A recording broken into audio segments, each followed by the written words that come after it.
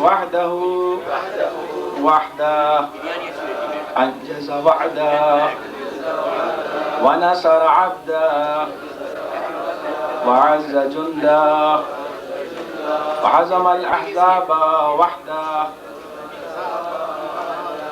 وله الملك وله الحمد يحيي ويميت ويميت ويحيي وهو حي لا يموت بيده الخير وهو على كل شيء قدير. اللهم صل على محمد وآل محمد. عمران صاحب کو سب پڑھیں آپ پڑھیں آپ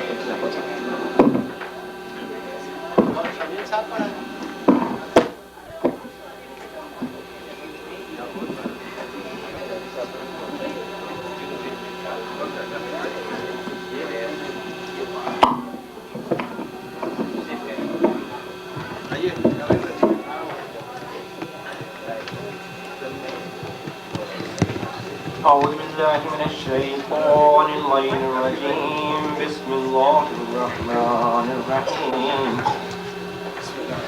إن الله وملائكته يصلون على النبي يا أيها الذين آمنوا صلوا عليه وسلموا تسليما.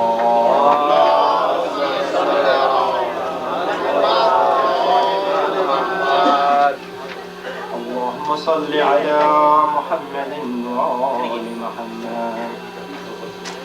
اللهم رب هذا الشهر رمضان الذي أنزلت فيه القرآن وافترست على عبادك فيه الصيام صل على محمد وآل محمد وارزقني حج بيتك الحرام في عامي هذا وفي كل عام واغفر لي تلك الذنوب العظام فإنه لا يغفرها غيرك يا رحمن يا الله.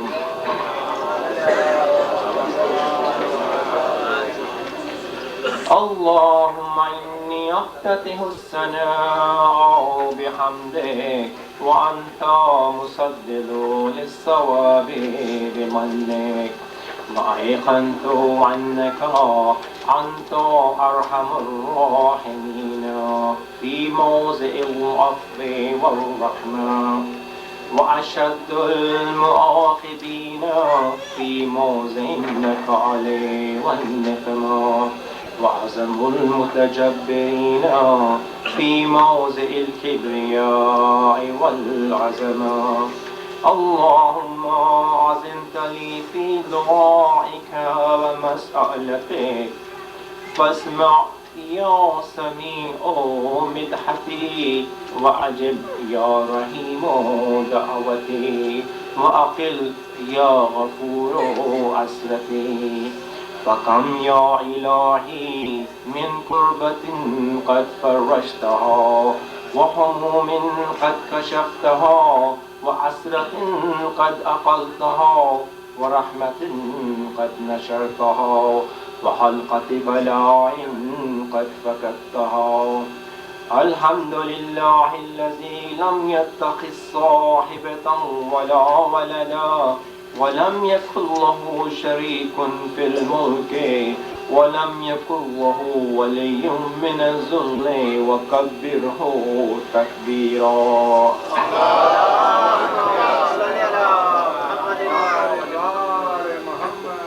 الحمد لله بجميع محامده كلها على جميع نعمه كلها.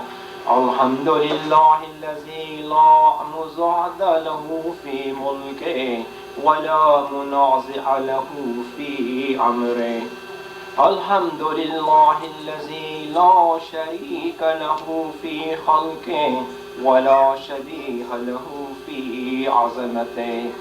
الحمد لله الفاشي في الخلق أمره وحمده الظاهر بالكرم مجده الباسط بالجود يده الذي لا تنقص خزائنه ولا تزيده كثرة العطاء إلا جودا وكرما إنه هو العزيز الوهاب.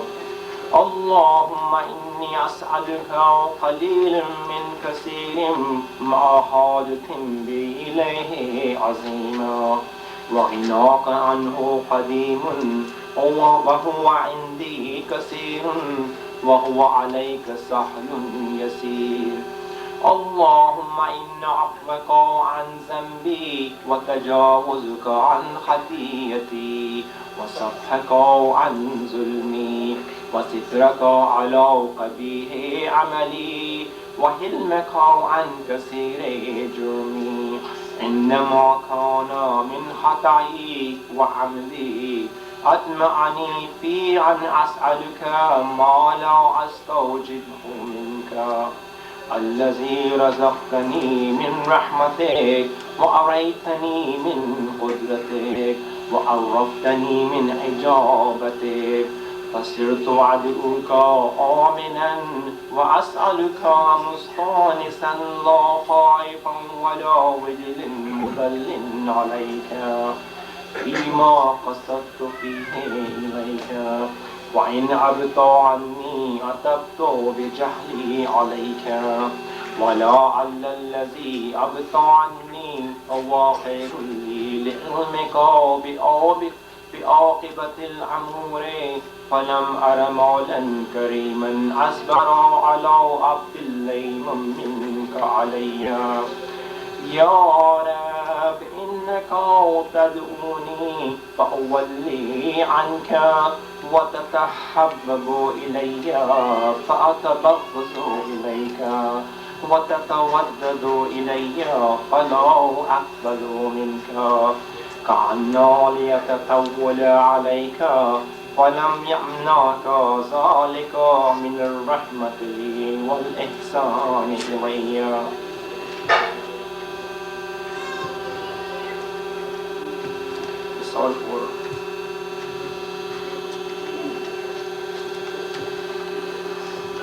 فلم يمنعك ذلك من الرحمة والإحسان إلي وتفضل علي بجودك وكرمك فارحم عبدك الجاهل وجد عليه بفضل إحسانك إنك جواد كريم. الحمد لله مالك الملك مجري الفلك مسخر الرياح فالق الإصباح ديان الدين رب العالمين. الحمد لله على علمه بعد علمه والحمد لله على عفوه بعد قدرته والحمد لله على طول عناته في غضبه وهو قادر على ما يريد. الحمد لله خالق الخلق باسط الرزق فالق الإصباح ذي الجلال والإكرام والفضل والإنعام الذي بعد فلا يرى وقرب فشهد النجوى تبارك وتعالى. الحمد لله الذي ليس له منازع يعادله ولا شبيه يشاكل ولا زهير يغازل قهر بعزته الأعزاء وتواضع لعظمته العظماء فبلغ بقدرته ما يشاء. الحمد لله الذي يجيبني حين أناديه ويستر علي كل عورة وأنا أعصيه ويعزم النعمة علي فلا أجازيه. فكم من موهبة حنية قد آتاني وعزيمة مخوفة قد كفاني وبهجة مؤنقة قد أراني فأثني عليه حامدا وأذكره مسبحا الحمد لله الذي لا يفتك حجابه ولا يغلق بابه ولا يرد صائله ولا يخيب عامله الحمد لله الذي يؤمن الخائفين وينجي الصالحين ويرفع المستضعفين ويزع المستكبرين ويهلك ملوكا ويستخلف آخرين والحمد لله قاسم الجبارين مبير الظالمين مدرك الحاربين نقال الظالمين صريخ المستصرخين معزي حاجات الطالبين مؤتمد المؤمنين الحمد لله الذي من خشيته ترعد السماء وسكانها وترجف الأرض وأمارها وتموج البحار ومن يسبح في غمراتها الحمد لله الذي هدانا لهذا وما كنا لنهتدي لولا أن هدانا الله الحمد لله الذي يخلق ولم يخلق ويرزق ولا يرزق ويطعم ولا يطعم ويميت الأحياء ويحيي الموتى وهو حي لا يموت بيده الخير وهو على كل شيء قدير اللهم صل على محمد عبدك ورسولك وأمينك وصفيك وحبيبك وخيرتك من خلقك وحافظ سرك ومبلغ رسالاتك أفضل وأحسن وأجمل وأكمل وأزكى وأنمى وأطيب وأطهر وأسنى وأكثر ما صليت وباركت وترحمت وتحننت وسلمت على أحد من عبادك وأنبيائك ورسلك وصفوتك وأهل الكرامة عليك من خلقك اللهم وصل على علي أمير المؤمنين ووصي رسول رب العالمين عبدك ووليك وخي رسولك وحجتك على خلقك وآيتك الكبرى والنبع العظيم وصل على الصديقة الطاهرة فاطمة سيدة النساء العالمين وصل على سبط الرحمة وإمام الهدى الحسن والحسين سيد شباب أهل الجنة وصل على أئمة المسلمين علي بن الحسين ومحمد بن علي وجعفر بن محمد وموسى بن جعفر وعلي بن موسى ومحمد بن علي وعلي بن محمد والحسن بن علي والخلف الهادي المهدي وجدك على عبادك وأولئك في بلادك صلاة كثيرة دائمة اللهم وصل على ولي أمرك القائم المعمر والعدل المنتظر وخفه بملائكتك المقربين وأيده بروح القدس يا رب العالمين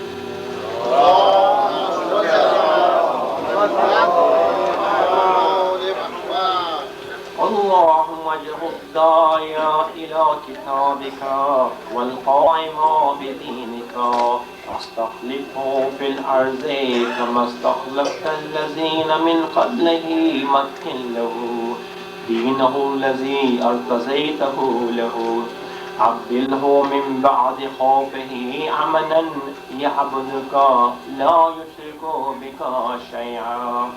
اللهم أعزه وعزز به، وانصره وانتصر به، وانصره نصرا عزيزا، وفتح له فتحا يسيرا، واجعل له من لدنك سلطانا نصيرا. اللهم عزر به دينك وسنة نبيك حتى لا يستخفي بشيء من الحق مخافة أحد من الخلق. اللهم إنا نرغب إليك في دولة كريمة تعز بها الإسلام وأهله، وتذل بها النفاق وأهله، وتجعلنا فيها من الدعاة إلى طاعتك والقادة إلى سبيلك،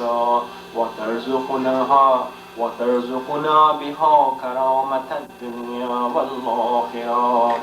اللهم ما عرفتنا من الحق فحملناه، وما قصرنا عنه فبلغناه. اللهم المم به شأسنا، واشعب به صدعنا، وارزق به فتحنا، وكسر به قلتنا، وعزز به ذلتنا، وأغن به عائلنا، واقض به عن مغرمنا، واجبر به فقرنا، وسد به خلتنا، ويسر به أسرنا، وبيز به وجوهنا، وفك به أسرنا، وأنج به تلبتنا، وأنجز به مواعيدنا، واستجب به دعوتنا، وعدنا به سؤلنا، وبلغنا به من الدنيا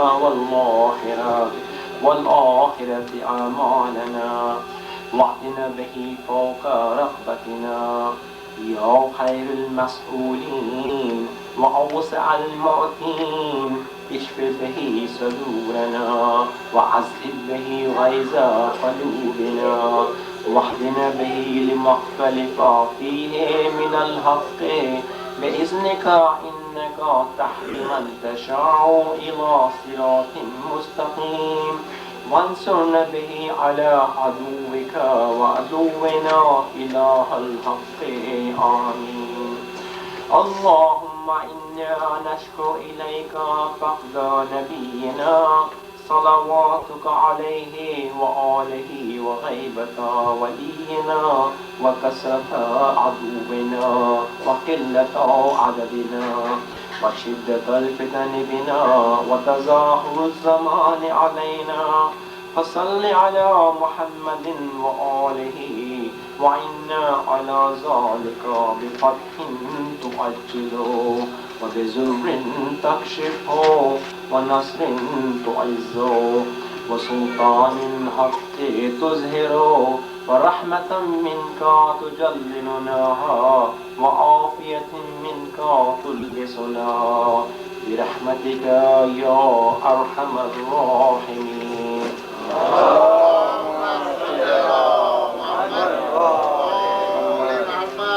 اللهم برحمتك في الصالحين فأدخلنا، وفي علينا فارفعنا، وبقاسم من معين من عين سلسبيل فاسقنا، ومن الحور العين برحمتك فزوجنا، ومن الولدان المخلدين كأنهم لؤلؤ مكنون فأخدمنا، ومن ثمار الجنة ولحوم الطير فأطعمنا، ومن ثياب السندس والحرير والأستبرق فألبسنا، وليلة القدر وحج بيتك الحرام وقتلا في سبيلك فوفق لنا، والصالح الدعاء والمسألة فاستجب لنا.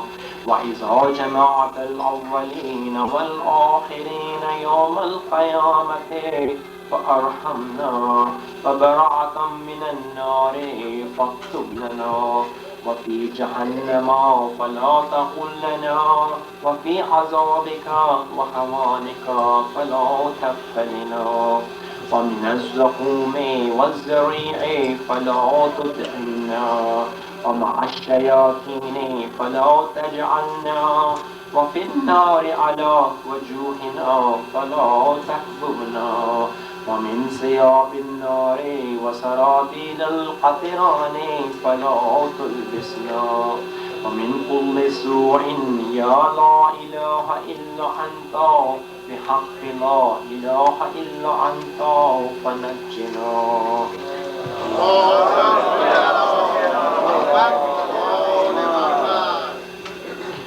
اللهم إني أسألك أن تجعل فيما تقضي وتقدر من الأمر المحكوم في الأمر الحكيم من القضاء الذي لا يرد ولا يبدل أن تكتمني من حجاج بيتك الحرام المبرور حجهم مشكور سعيهم المغفور ذنوبهم المكفر عن سيئاتهم وأن تجعل فيما تقضي وتقدر أن تطيل عمري في خير وعافية وتوسع في رزقي وتجعلني ممن تنتصر به لدينك ولا تستبدل به غيري.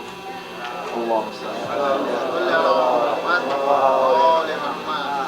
أعوذ بجلال وجهك الكريم أن ينقضي عني شهر رمضان أو يطلع الفجر من ليلة هذه ولك قبلي تبعة أو ذنب تعذبني عليه.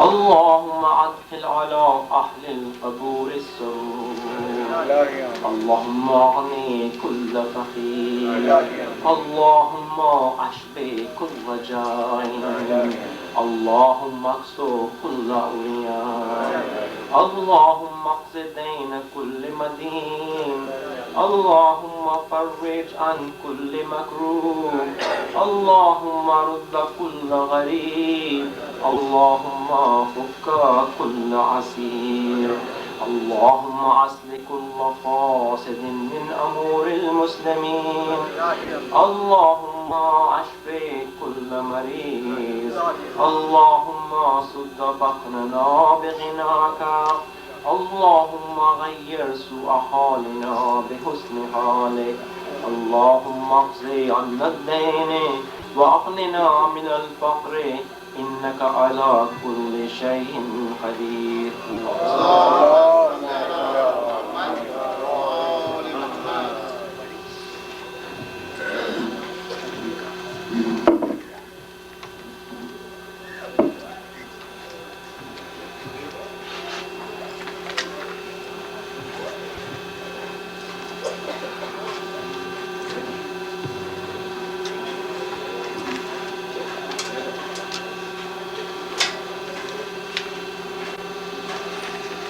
بسم اللہ الرحمن الرحیم.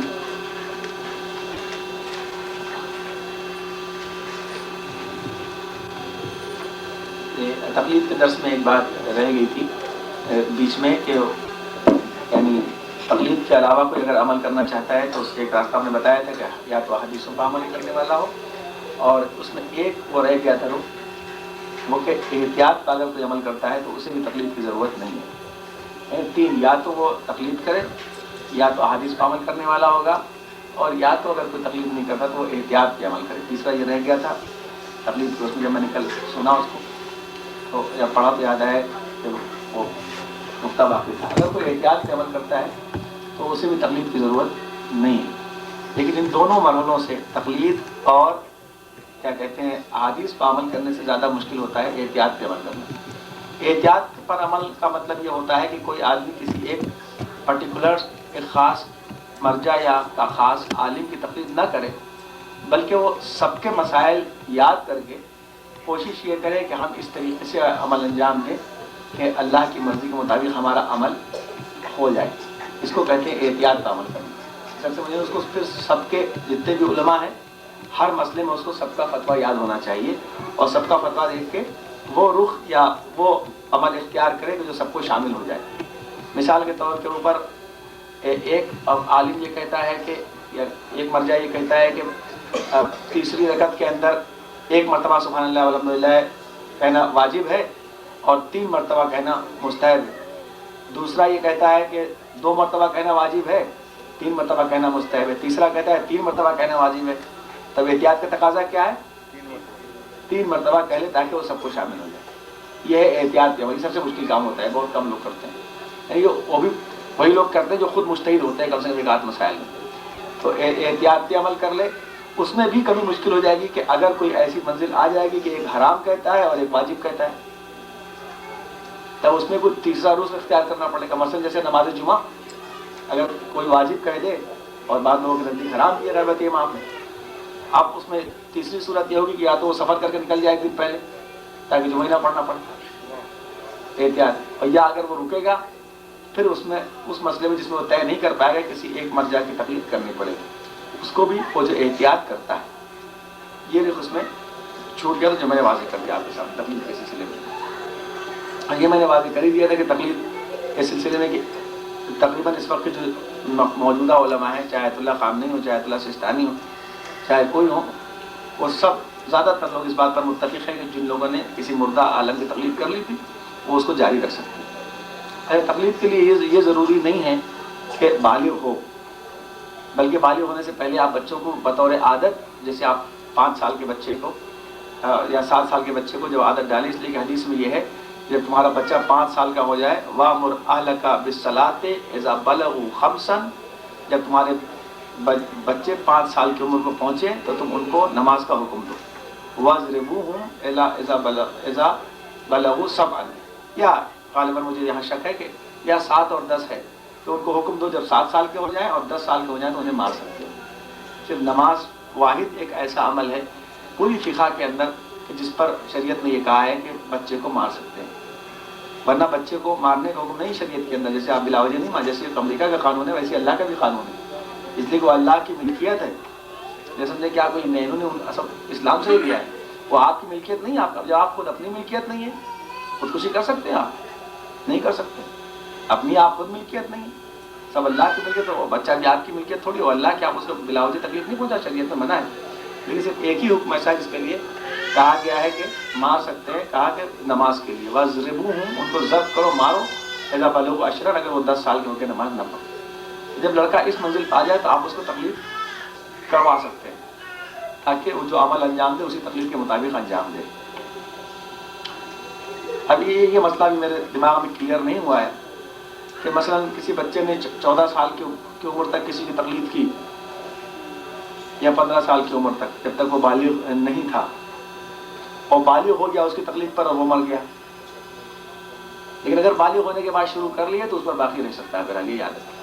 تو بچوں کو بھی آپ نے تقلید کرا دیں کسی نہ کسی مرجع کی, اور اس میں کوئی وہ بات نہیں ہے. یہ باتیں بے بنیاد ہیں. آپ آیت اللہ سستانی کی کروائیں, چاہے آیت اللہ خامنئی کی کروائیں, چاہے آیت اللہ ناصر مکارم کی کروائیں, چاہے آیت اللہ لنکرانی صاحب کی کروائیں. یہ 4 مرجع اس وقت زیادہ ہیں جن کی دنیا میں تقلید ہو رہی ہے, خاص طور سے یہ 2, اور کیا کہتے ہیں آیت اللہ ناصر مکارم شیرازی. یہاں کے آیت اللہ ہمارے مولانا خواجہ صاحب کے بلاج ہیں, وہ ان کے وہ ہیں بھی یہاں پر, اور کیا کہتے ہیں انہیں کی تقلید وہ کرتے تھے آیت اللہ ناصر مکارم شیرازی صاحب کی.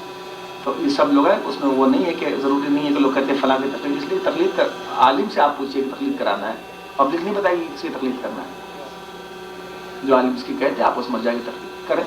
اور جہاں تک اس کا سوال تو نہیں ہے, اور ہم بات کس کی مانیں گے بھائی, بات کس کی, بات اس وقت آپ کو ماننے میں پریشانی ہوگی اگر خدا نہ خواستہ کوئی ایسی منزل آئے کہ اختلاف ہو کسی مرجع میں. اختلاف ہوتے ہی چند عمل انجام دینے کا بھی کوئی وقت پڑتا ہے اگر تو دیکھا جاتا ہے, ایسا کچھ آتا نہیں. ایک ہوتا ہے حکم, ایک حکم جو ہوتا ہے, ایک ہوتا ہے حکم اور ایک ہوتا ہے فتویٰ. یہ چونکہ غلط فہمی اور پوری اس پہ دنیا میں پھیلائی جا رہی حکم کے اعتبار کی, حکم ہے حکم, اس کو واضح کر دیں آپ کے سامنے.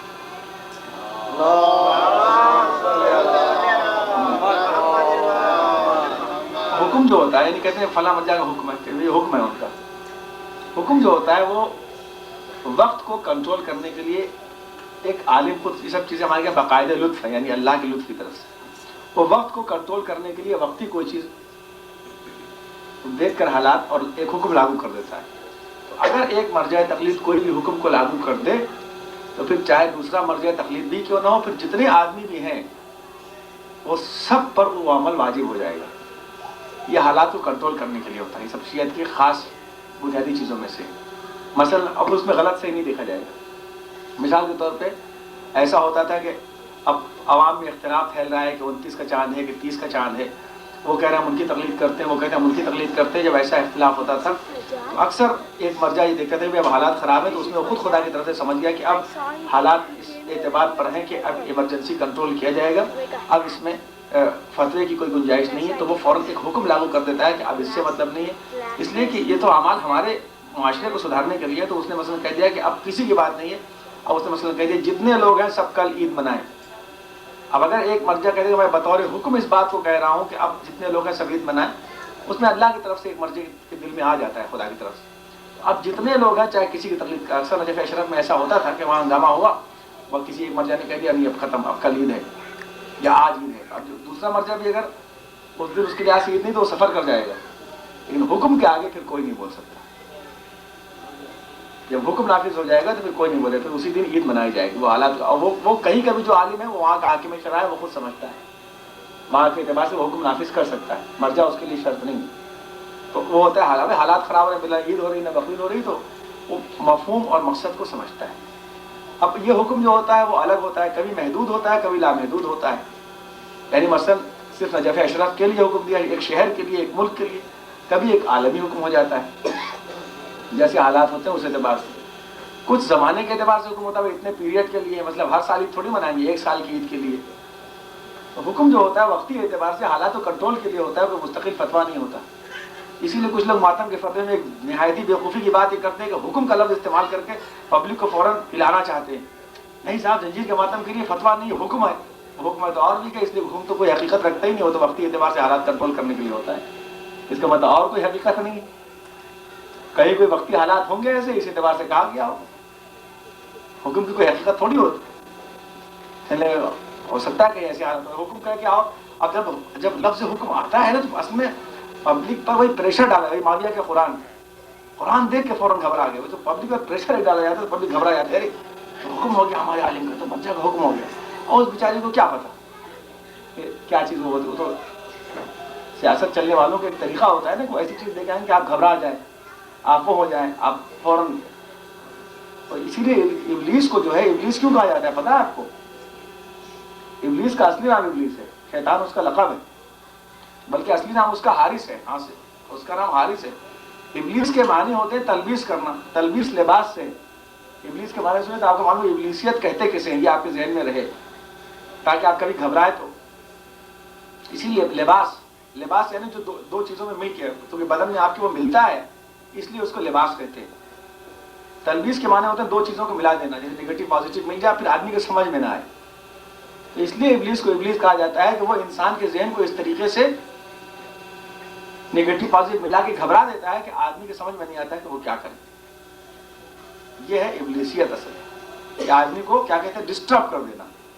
تو صحیح ابلیس کے معنی ہے ڈسٹرب کرنا، بہکانے والا نہیں. آپ یہ تھوڑے کنفیوز، یہ لفظ ہے. ہاں کنفیوز، ابلیس کے معنی ہوتے ہیں کنفیوز کرنے والا، خیر کو خیر سے ملا دے گا، آدمی کو سمجھ ہی بنا ہے اسے شک میں ڈال دینا. یہ ہے ابلیس کے صحیح معنی. تلبیس اسی سے لباس سے بنا، اسی سے لباس ہے، اسی سے لباس، اسی سے ملبوس ہے. نہیں ٹھیک ہے، اس کا مادہ الگ ہے، اس کا اوریجن میں غلط کیا، وہ لباس سے نہیں ہے، وہ ابلیس الگ ہے. تلبیس وہ ایک الگ ہوتا ہے، لیکن تلبیس ابلیس اس کے صفات میں آتا ہے. تو اس کی ایک صفت یہ ہے کہ وہ تلبیس کرتا ہے. اور جو میں چوتھے امام کا قول پڑھا تھا نا آپ کے سامنے، سیف سجادے سے، کہ پروردگار اگر شیطان نے حق کو باطل کی صورت میں نہ، بہت بڑا جملہ ہے یہ، اگر شیطان نے حق کو باطل کو حق کے انداز میں نہ پیش کیا ہوتا تو پھر روئے زمین پر تیرا کوئی بندہ گمراہ ہی نہ ہوتا. یہ چوتھے امام کا فقرہ ہے. یہ ہوتا ہے. اچھا اس کا کام کیا ہوتا ہے؟ آپ نے سنا ہوگا شیرہ لگا دینا. یہ سنا ہے آپ نے لفظ نہیں سنا ہے واقعہ؟ ابلیس نے شیرہ لگا دیا. شیرے کا مطلب یہ ہوتا ہے کہ ایک شیطان ایک جگہ بیٹھا ہوا تھا، کہنے کہ صاحب یہ دو آدمی ان دونوں کا لڑا دیں، کہا ہاں بہت آسان ہے لڑانا، کہا کیسے لڑاؤ گے تم؟ کہا بہت آسان ہے. اس نے ایک چھوٹا سا شیرہ لگا دیا، کہا کسی دیوار پہ، اس پہ مکھی آ کے بیٹھ گئی شیرے کے اوپر. ادھر اس کو ایک مکھی آئی اس چھپکلی کو کھانے کے لیے. اب چھپکلی کو کھانے کے اس کے اوپر بلی نے حملہ کر دیا. بلی نے حملہ کیا تو بلی کو پڑوسی نے مار دیا. وہ بلی کسی اور کی تھی. انہوں نے کہا آپ نے ہمارے بلی کو کیوں مارا؟ دونوں میں لڑائی ہونے لگی. شیطان نے دیکھا ہم نے ایک ذرا شیرہ لگایا، دونوں میں اختلاف ہو رہا ہے. تو یہ اور اس سے اسی جب خیر خیر سے ٹکرائے تو بہت، اور اسی میں شک آتا ہے آدمی کو، یہ بھی پڑھ لو، یہ بھی پڑھ لو، یہ کر لو، یہ کیا ہے. تو یہ اس سے انسان کے اپنے نفس کو بچانا بڑا مشکل ہوتا ہے. اسی لیے اس کے لیے ائمہ معصومین نے مادی دوائیں بتائی بھی ہیں اور روحانی دوائیں بتائی بھی. یہ بھی سن لیں ابلیس کے، اس لیے کہ وہ انسان کے ہر جہاں گندگی ہوتی ہے وہاں شیطان انسان کے اندر گھس جاتا ہے، چاہے دانت میں ہو، چاہے بال میں ہو، چاہے آنکھ میں ہو. اسی لیے مادی چیزیں بتائی ہیں ابلیس کو دور رکھنے کے لیے شیطان کو، اور روحانی تو دوائیں تو ہیں، لاہور پڑھو اور اعوذ باللہ پڑھو، یہ پڑھو. اس کے علاوہ مادی چیزیں یہ بتائی ہیں. مثلا یہ کہا کہ اسپند ایک چیز ہوتی ہے، اگر کوئی اسپند کھائے گا تو اس کے ایک ایک دانے کے اوپر کئی سو ملک معین ہے. اگر اس کا ایک دانہ بھی آدمی کے پیٹ میں پڑا رہے گا اسپند کا، حدیث میں یہ ہے، تو اس سے شیطان دور رہتا ہے، ملائکہ کو اس کی مدد کرتے ہیں. اس کو آپ کالا دانہ کہتے ہیں. اگر اس کو اگر آدمی کھائے، کڑوا بہت ہوتا ہے، حلق میں رکھ کے اس کو پانی سے نکل جائے. کیا کہا گیا کہ شب جمعہ اور جمعہ ایک آدمی اگر پورا انار کھا لے تو اللہ نے اس کی خصوصیت یہ رکھی ہے، شب جمعہ یا جمعے کے دن کسی وقت، رمضان میں تو شب جمعہ ہی کھا سکتے ہیں، شاید یہی علت رہے شب جمعہ کی.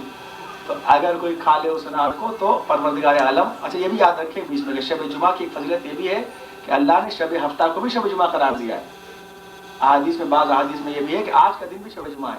یعنی اگر وہ اعمال جو شب جمعہ میں انجام دیے ہیں، اگر ان کو آج بھی انجام دے گا تو اس کو وہی ثواب ملے گا جو شب جمعہ کا ہے، یا نہیں دے پایا. مفاتیح میں شب جمعہ کے اعمال میں آخری سطر میں لکھا ہوا ہے، پڑھ لیں آپ. اسی لیے میں نے کہا بڑی کتاب کا حوالے میرے پاس محیط الدعوات بھی رکھی ہے، بڑی بڑی جیسے یہ کتابیں لکھی جاتی ہیں، اس کا بتا کہ آپ حضرات کی بھی اس کو دیکھنے کی عادت پڑے. آج کی بھی شب، تو اب آج کی شب کو دو شب آئے، شب جمعہ کی بھی ہے اور شب قدر، اس لیے آج کی شب زیادہ فضیلت رکھتی ہے. تو اگر انار کھاؤ، کہا گیا زیتون استعمال کرو، اس لیے کہ زیتون کا تیل بھی اگر لگانے سے شیطان دور رہتا ہے. یہ سب احادیث یعنی مادی وجود چیزیں بھی ائمہ معصومین نے بتائی ہیں. اس کے علاوہ بھی آدمی کو جسم کی صفائی کا اور بالوں کو مینٹین رکھنے کا اور داڑھی کو مینٹین رکھنے کا، صفائی کا بڑا حکم کیوں دیا گیا؟ اسی لیے کہ مادی گندگی سے بھی شیطان آتا ہے. اسی لیے کہا گیا خوشبو کا زیادہ استعمال کرو. روزے میں بہت سے لوگ کہتے ہیں روزے میں عطر لگانا مکروہ نہیں، روزے میں عطر لگانا ثواب ہے. ثواب روزے کو اس کو زیادہ کرتا ہے.